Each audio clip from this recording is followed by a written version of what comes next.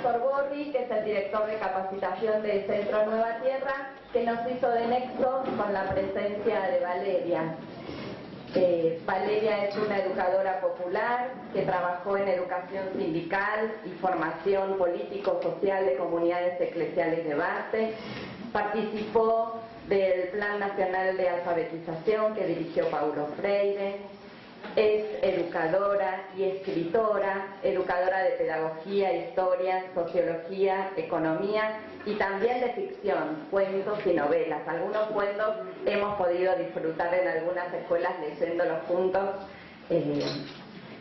También ha formado educadores populares y organizado seminarios de sistematización de experiencias y reflexión sobre educación popular en Cuba, Haití, Nicaragua, Honduras, México, Italia, Francia, Timor, África, Canadá, Guatemala. Y en Argentina ha acompañado los espacios Freire, los ciclos de formación de formadores de Escuela de Ciudadanía con Nueva Tierra, proyectos colectivos en América Latina y actualmente también con MAPAS, que es el nexo con gente nueva. Un placer enorme. Queríamos también que te presentaras vos y bueno, nos disponemos. Bueno, mire, una cosa, ustedes ya ven, soy bastante viejita ya, por eso la lista es larga de las cosas. Y hoy, yo a veces cuando me dicen qué es lo que tú haces, yo lo resumo todo en yo cuento historias. Porque en realidad, bueno, yo hago ficción, pero empecé a publicar ficción a los 60 años. Antes estaba viviendo las historias, ¿no? Y si me piden para definir en poco tiempo, en una frase, qué es la educación popular a la cual me he dedicado toda mi vida, yo digo, es oír una historia aquí, real, suscitar, hacer la pregunta que hace, narrar la experiencia, hacer un poco más de preguntas que hacen con que la gente piense sobre su propia experiencia, a veces desde una mirada distinta, porque muchas veces uno va viviendo y viene el otro extraño que no sabe de nada y le pone la pregunta sobre su propia experiencia que uno nunca se ha puesto, ¿verdad? Y entonces de repente yo tengo que pensar sobre mi historia de otra manera y entonces la metodología fundamental de la educación popular es poco más que eso. Y esas historias que descubrimos aquí, cuando se cuentan allá, funcionan como, por un lado, espejos en los cuales uno puede encontrar, clarificar su identidad, un grupo, y por otro lado, un espejo que contrasta. Entonces, que hace darse cuenta de que el mundo es más variado, que hay más cosas en este mundo que lo que piensa nuestra vana filosofía. Bueno, de cualquier manera, transmitir, traer, elevar y interrogar a las experiencias, a las narrativas que hacemos nosotros de experiencias, porque lo que nos queda es la narrativa de nuestras experiencias. Nunca logramos registrar y transmitir la experiencia en su totalidad. Siempre tenemos una narrativa y por eso podemos siempre rehacer la narrativa. Esa es una manera de definir un poco, no muy escolástica, no muy cartesiana, no muy teórica, pero ¿qué es la educación popular? A la cual yo me he dedicado, en el nombre de la cual me llaman de un lado a otro. Es verdad que me dice un amigo que yo soy la educadora popular en ejercicio, la más vieja educadora popular en ejercicio en el Brasil, porque yo empecé cuando yo tenía 15 años en 1956, 57, a alfabetizar mi primer grupo de adultos, que eran trabajadores del puerto, cargadores, estibadores, no sé cómo se dice, estibadores. Entonces, el sindicato de los estibadores del puerto de Santos deseaba crear un curso de alfabetización para sus asociados y han pedido a los estudiantes, y yo asumí eso. Y era para ellos un aprendizaje de las letras, pero para mí la descubierta de un mundo. Yo venía de una familia de clase media, mi papá era médico. Los médicos de aquel tiempo no eran ricos como los de hoy, entonces llegábamos de verdad a la media, pero de un ambiente muy intelectual, una familia que tenía escritores, que tenía artistas, y para mí, de repente, a los 15 años, meterme en el puerto, que era una zona de la ciudad donde la gente, las muchachas no iban, no se podía. Había varias áreas prohibidas en mi ciudad. El puerto en sí mismo y toda la área del comercio del café, donde había la bolsa de café, que era prohibido para mujeres de familia no entraban ahí. Porque yo tenía, cuando lo hice 10 años, mi papá me llevó para verlo, porque dijo, después no podrás más entrar. Y entonces me acuerdo, era una ciudad en que había, esas diferencias, esas áreas prohibidas de la ciudad, de alguna manera reproducían las divisiones de clase. Porque allá en la zona de la bolsa de café no se iba porque ahí estaban los más poderosos. Y tampoco al puerto se iba donde estaban los más oprimidos. Entonces yo tuve la oportunidad, y eso me ha, bueno, desde entonces he estado viviendo esa cosa que es un privilegio, me parece, en términos, que es de estar al mismo tiempo en que tú tratas de enseñar.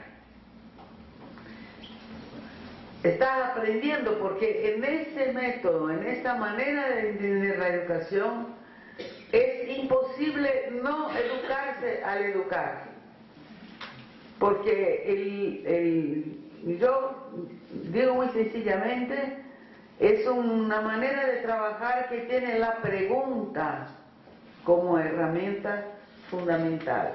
Entonces yo pasé mi vida andando, bueno, empecé haciendo mis preguntitas en el puerto, a los estibadores del puerto de Santos, y en todas partes donde fui empiezo siempre por hacer preguntas, porque caigo ahí a veces como de paracaídas, y bueno, tengo que saber. Yo no soy conferencista, yo no doy espectáculo de palabras, y me siento mal cuando no puedo ver, no sé qué piensa la gente, qué quiere oír. Me parece un abuso estarle echando palabras arriba sin saber si les interesa, ¿no? Entonces,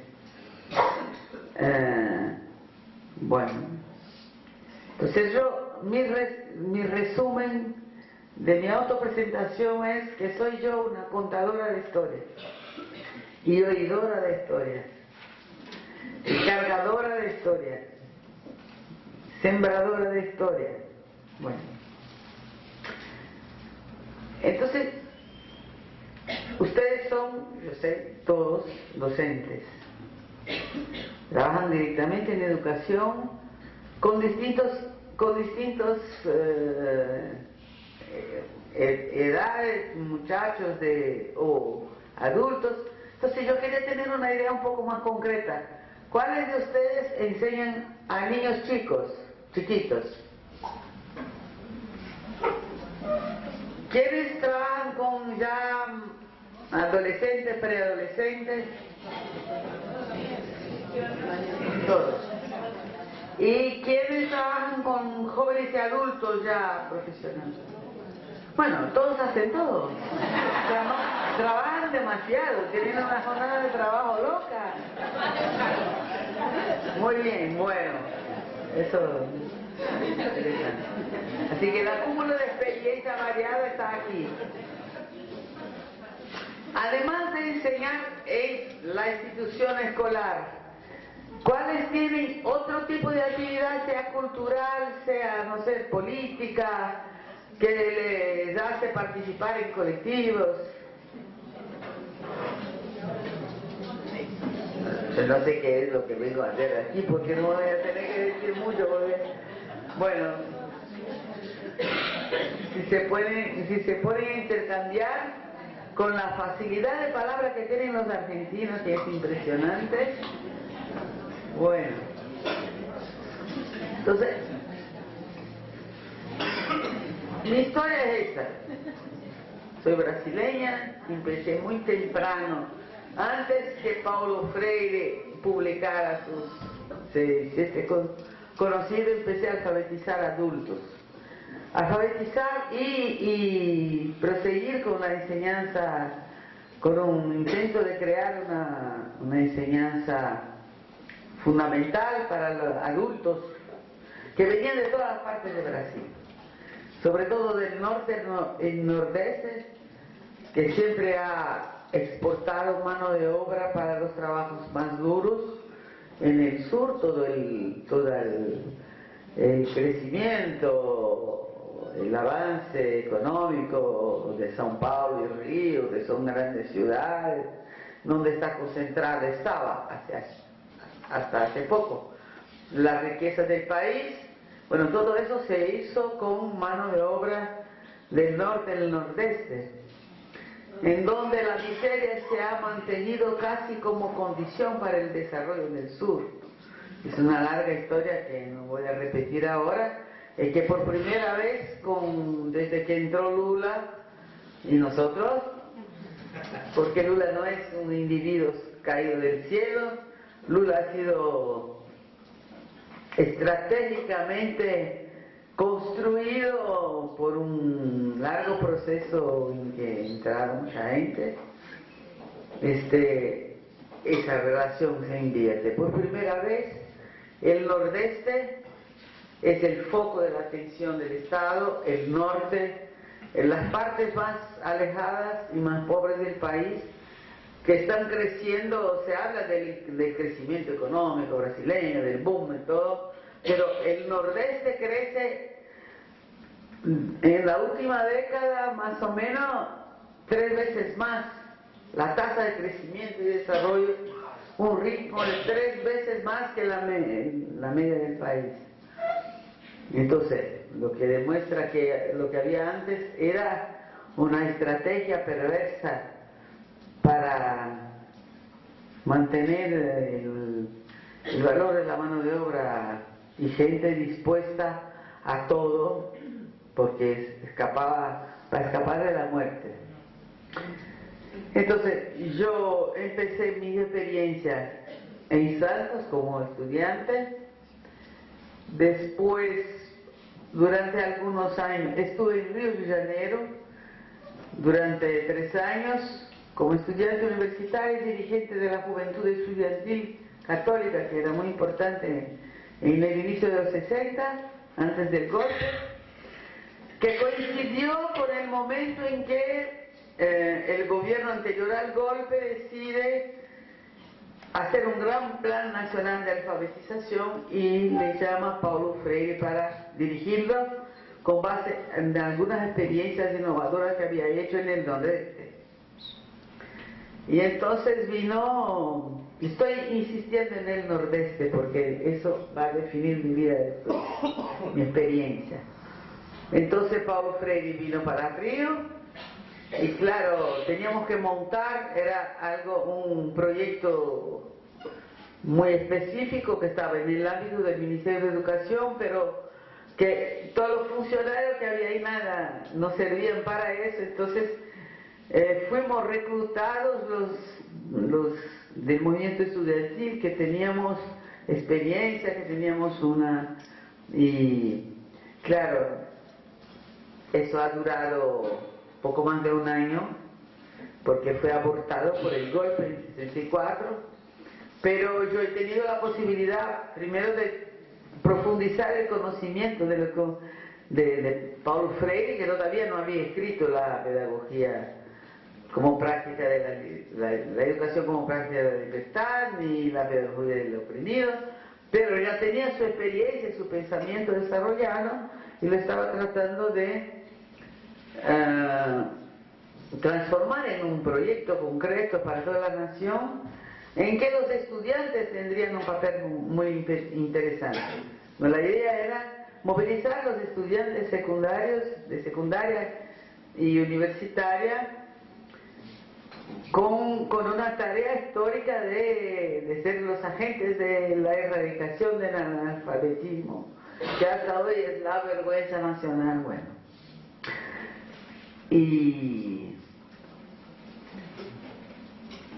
después del golpe volví para São Paulo, y ahí mi experiencia pasó a darse en las periferias de la ciudad de São Paulo, primero en un área de gente muy marginada, que no tenía trabajo, que eran familias que vivían, qué sé yo, de la mujer que va a la vaga en la casa de los demás, con mucha inseguridad, casi familias sin nombres, en que las mujeres, las abuelas, las madres con los niños tenían que...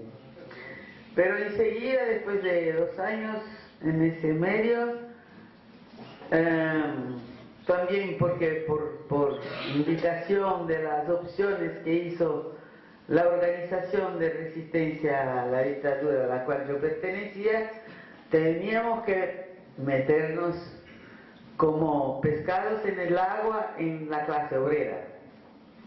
Y entonces fui para otro lado de la ciudad, que era una ciudad dormitorio de obreros, principalmente obreros metalúrgicos, cuyos sindicatos habían sufrido intervención de la dictadura, entonces le habían sacado a todos los dirigentes y puesto, nombrado a interventores del Estado para conducirlos. Y entonces, además que muchos de los líderes de los movimientos sindicales pertenecían al Partido Comunista o a otras organizaciones de izquierda, y entonces muchos fueron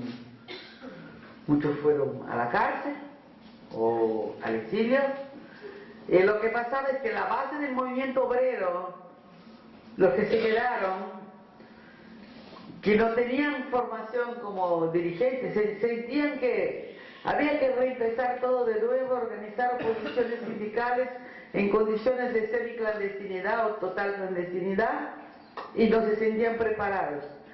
Y entonces a mí me alquilaron, entre comillas, como alguien que podía leer mucho, que ellos no podían, además, porque, no sé, el que es apenas alfabetizado no puede enfrentar los ladrillos académicos, que era donde estaba la información sobre la historia, la economía, la sociedad. ¿No? Y entonces a mí me alquilaron, mi trabajo era leer los ladrillos y transformarlos en textos que podían servir directamente a los trabajadores, que después lo hacíamos en ediciones clandestinas de esos cuadernitos, y la gente se lo llevaba dentro del cartoncillo para la fábrica y pasaba de uno a otro a través del baño. Imagínense en qué estado se encontraban esos cuadernitos. Yo los he visto, color morado, ceniza. Y pero bueno, eran tiempos de que eso nos daba energía para seguir. Pero saber que una cosa que yo he escrito se lleva el obrero para la fábrica escondido en el cartoncillo, y con señales le avisa al compañero que va al baño, que lo va a dejar por detrás del inodoro. Bueno, eran esos tiempos. Entonces esa fue una experiencia importante de algunos años en São Paulo, pero como era, había muchas organizaciones que habían hecho esa opción de meterse en el medio obrero y gente de origen estudiantil. Y bueno, claro, estaba ahí el barrio de la región donde yo trabajaba, completamente infiltrado de nosotros, de varios, claro, nos reconocíamos, aunque no fuéramos de la misma organización, yo sabía quién era quién, y todos sabíamos, porque... Y entonces en el 71, 72, 71, 70, 71, se fue desde el 69 cuando se tuvo un golpe sobre el golpe, que fue más radical. Entonces la persecución empezó, la represión empezó a llegar y a identificar, y bueno, la gente a mi alrededor se fue cayendo. Entonces mi congregación me mandó afuera del país, yo no quería ir, inventaron una misión que yo tenía que hacer, pero pasé un año y poco rodando en el mundo, tiempo en el cual yo tuve la oportunidad de tener otras experiencias increíbles. Me fui 4 meses a Argelia, donde había muchos exiliados brasileños, porque eso era el primer periodo de la independencia de Argelia, era el 10º año, el año 72 se conmemoraba el 10º aniversario de la independencia de Argelia. Entonces había todavía una efervescencia, bueno, revolucionaria y todo, muy interesante, en que yo al mismo tiempo tuve que aprender todo desde el cero, con la inquietante experiencia de primero sentir extrañamiento total y poco a poco reconocer que en nuestra cultura todas, de una manera más diluida, más disfrazada, pero que las cosas que me espantaban en la cultura árabe, ahí, bueno, después de un tiempo empiezo a identificarme. Por suerte mía, esas cosas que no es mérito de uno, pero privilegio recibido. En este año ellos habían hecho una revolución agraria, una reforma agraria en los primeros 10 años.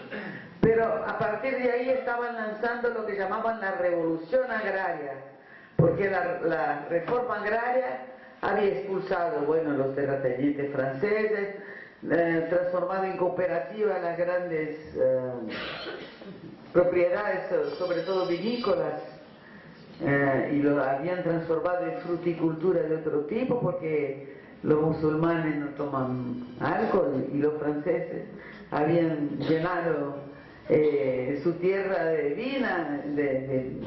viñas y para hacer vino. Era un absurdo, ¿no? Pero yo he visto que el único, para hacer la propaganda de la revolución agraria, que era de los campesinos individuales con muy baja productividad, también organizarlos de manera colectiva y avanzar en la producción y todo eso, había que convencerlos.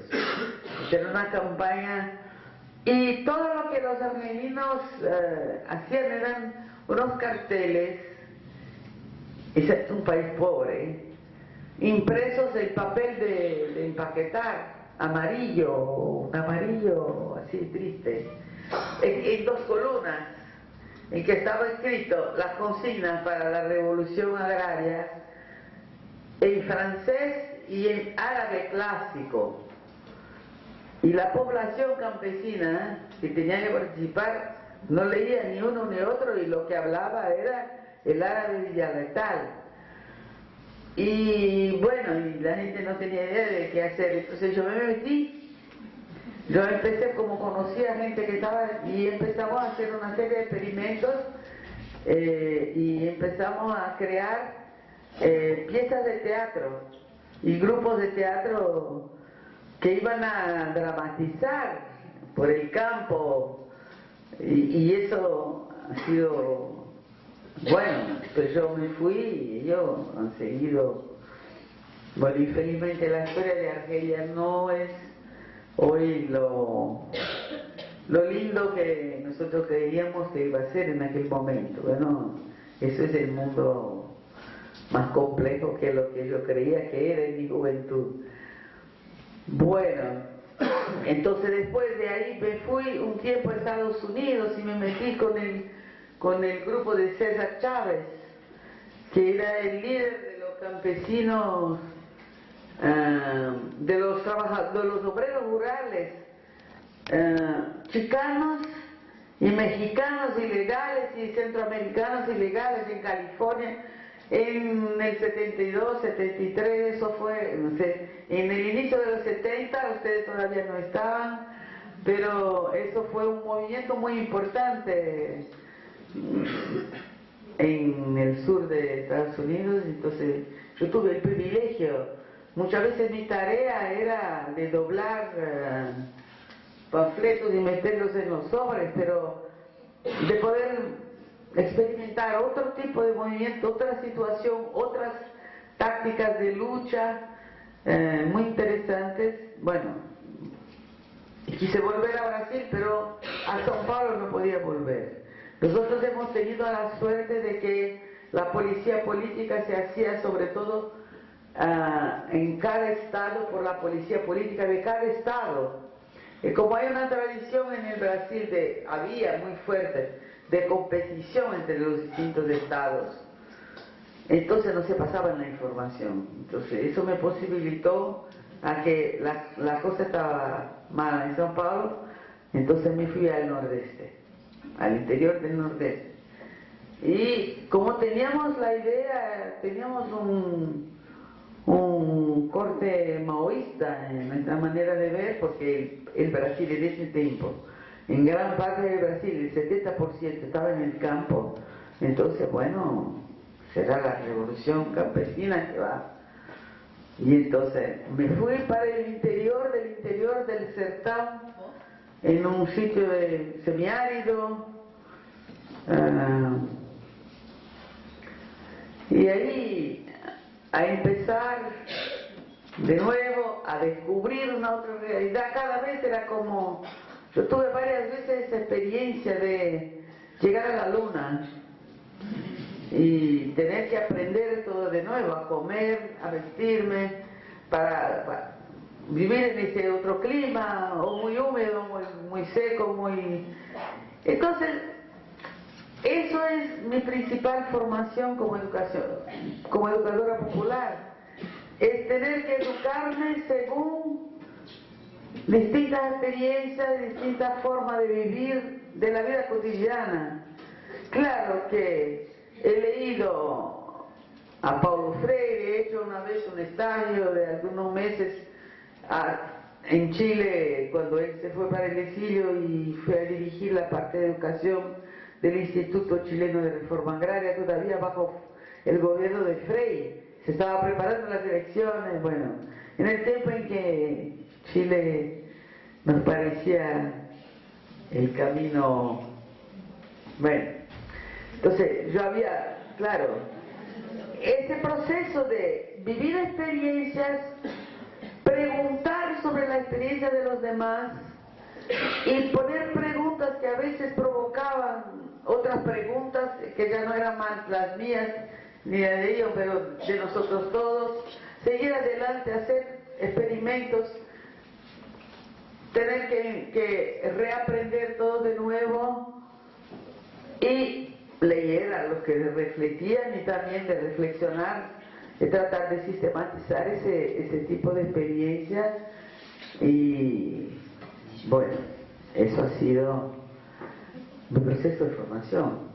Ahora hay maestrías, doctorados en educación popular en varios sitios de América Latina, o sea, hay todo un cuerpo teórico, se puede conseguir un montón así de libros, pero bueno, eso es un resultado y algunas veces es un producto de académicos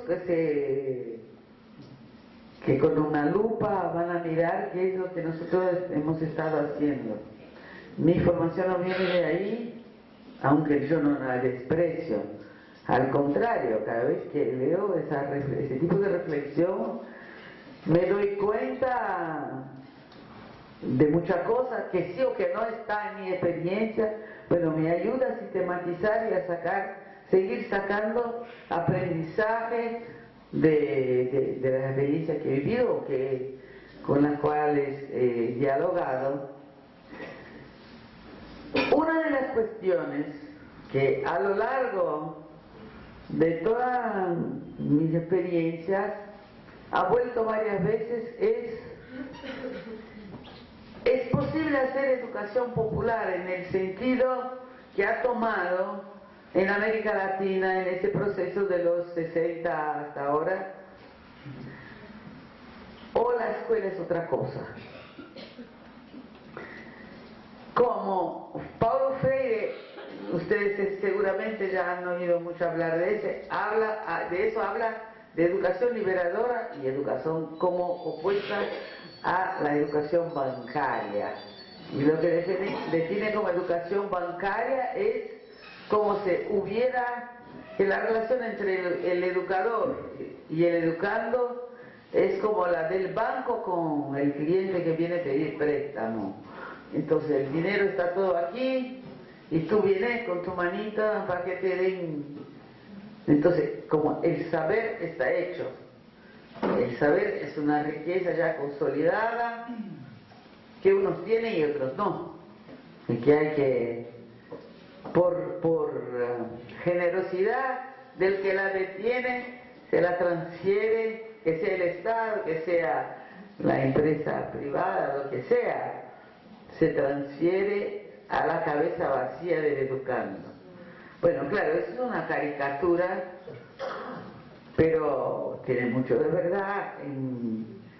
Si pensamos bien, la escuela parece ser en su estructura y en su sentido general la institución que menos ha cambiado desde la Edad Media. Cuando miramos a la familia, por ejemplo, que cuando yo era joven, en la sociología más corriente, se decía, bueno, es la célula natural de toda sociedad, el constituyente natural que nunca va a cambiar, pues natural, ¿no? Y hoy vemos que la familia se ha vuelto una variedad de modelos y de cosas en que lo único que es igual es que depende para que prosiga de una adhesión afectiva de sus miembros. Es todo. Ya no es más el modelito, papá, mamá, hijitos, pero la escuela no. Yo no veo mucha diferencia entre lo que era la escuela y la Edad Media. El doctor, el profesor, que tiene un pupitre, no, una especie de estrado, está arriba, que tiene un contenido predefinido que tiene que transmitir, el saber dividido en disciplinas, o sea, es como el saber real, es como, yo diría, como un ser orgánico, vivo, pero para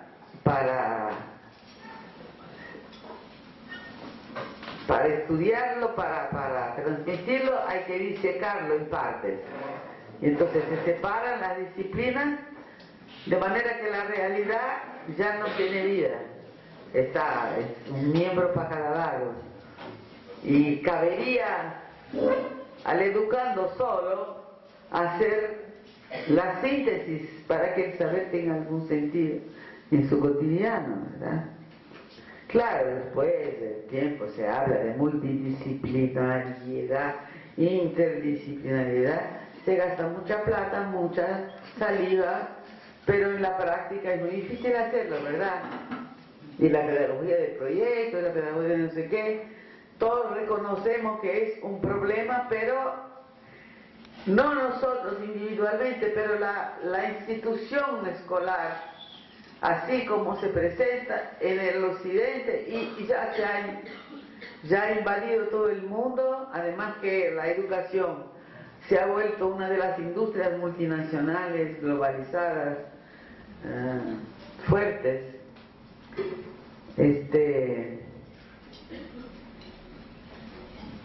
Entonces, esa cuestión, educación popular y escuela, es una cuestión que ya tiene algunos años de estarse discutiendo con respuestas contradictorias,